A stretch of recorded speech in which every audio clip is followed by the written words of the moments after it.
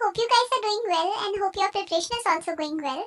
So this was a requested video on what kind of a routine I followed during my CAT preparation days. So when I was thinking of how to create this video, I was able to identify that there were three kinds of routines I followed. Minimal, partial and full. And it might not make sense right now, but I'll explain what that means. And that's how I've also tried to categorize this video into three parts, and I'll be explaining my daily routine in each one of these phases. Before we move ahead, just a disclaimer. Whatever I'm sharing is not coaching at all. In fact, all the blogs that I've written or all the videos that I've created to date are also not intended to give coaching. They're just the personal experiences of myself or someone that I know that I can share with you guys, and we hope that they might help you. So with that, let's start with the three phases and see what they mean exactly. The first phase was of minimal control over my preparation. This basically means that from Jan to March, I was totally relying on whatever the coaching institute guided. So I was a student of Kirodimal College at that time. I was in the fourth semester, and I was taking coaching from the Time Institute at Hudson Lane. My college used to get over at 3 or 4 p.m. and the coaching used to be of 1 or 1.5 hour, used to be between 4 to 6 p.m. depending upon the schedule. And there were two kinds of coachings which were available. One was on Monday, Wednesday, Friday, and the other one was Tuesday, Thursday, Saturday. But I took the MWF route because I wanted to keep my weekends totally free. I thought that will help me prepare better, and that's how I will define what I used to do on the weekdays and on the weekends in this particular phase. So let's start with the weekdays first and see how the schedule looked like. So I would return from a class and then note down the formulas and tricks in the formula book. You can refer to the formula book above and see how it is to be created. Then I would try to make sure that whatever topic is discussed in the class, I'm at least able to cover its basics from the material. So let's say it was a geometry class, then I would finish the basics of geometry from the time material. And time also used to give some daily worksheets, so I would complete them as well. Then I would start with Arun Sharma for the same topic, let's say geometry, and I would start solving some questions. I generally wasn't able to complete a lot of them, but I would at least start with them. So this is the bare minimum that I used to do on any weekday, be it a coaching class day or otherwise. And then if I had time, then I would follow it up by reading up some news editorials online, and I would try to solve other sections also from Arun Sharma. So this is how the schedule looked like on a weekday. So two things here before we move forward. First of all, I never thought of coaching as preparation. In my opinion, actual preparation began once I returned from the coaching class. And secondly, I never took a note of the number of hours I spent on studying because I always had a set agenda of the day, and I tried to make sure that I'm able to complete that much part. So on any weekend, my agenda was to give a closure to the topics which were discussed during the week.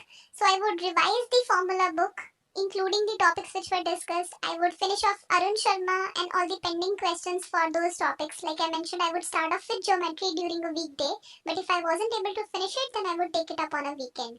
Then I would give topic tests, mocks, I would analyze my mistakes, note down the tricks, and then also work on profiles. So let's say GK or hobby building or improving my reading speed. So all these things, but out of them, the priority used to be to give a closure to the topics which were discussed. So around this time, that is March, I started feeling like I can do more than what was being taught at the coaching center. So I started taking partial control of my preparation. So there are three sections, QA, VARC and DILR. Out of them, I started preparing on my own at my own pace for VARC and DILR. So what I would do is I would still attend the coaching classes. I would still finish off the basics of whatever section was being taught in the class. But apart from that, I started self-preparing for VARC and DILR. Earlier, I used to think that if I would have time, I would do this, but then I started making it a priority along with the sectional basics, which I used to cover on a daily basis. So whatever extra time that I could take out earlier now became a ritual, and I started reading the concepts and finishing the basics of VARC and DILR on a daily basis. So after this time, I started with the third phase, which was full control over my preparation. Because after going through self-preparation of VARC and DILR, I realized that I can probably do the same with QA as well and solve the questions at my own pace. So I created my own schedule and I'll share how I did that. So first I noted down the number of questions in each topic of QA. Then I set a deadline for myself, which was July, because I remember summer vacation was going on. So I thought that this could be the best time to finish off the basics. And then after setting a deadline, I noted down the number of days left till the deadline. So I divided the number of questions in QA by the number of days I had to arrive at the number of questions per day to be solved. And that is how I sort of set a schedule for myself.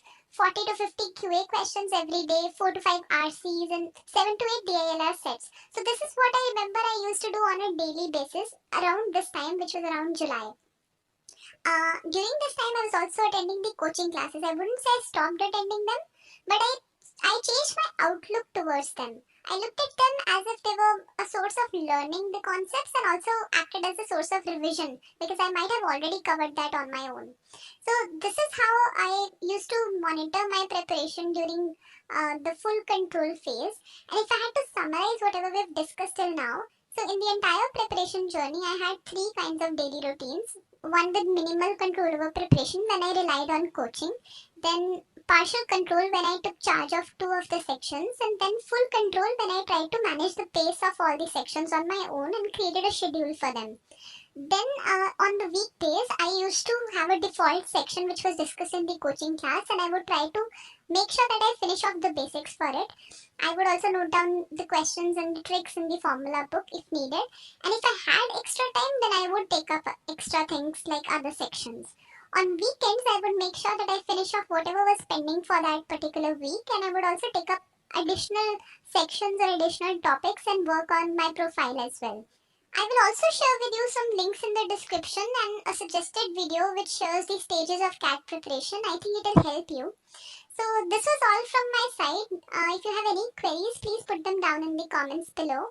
And I hope you guys are preparing really hard right now and would be looking forward to more suggestions of the upcoming videos. And if you have anything to say, any feedback to give, happy to take it up in the comment section. Let me know. Thank you for watching the video.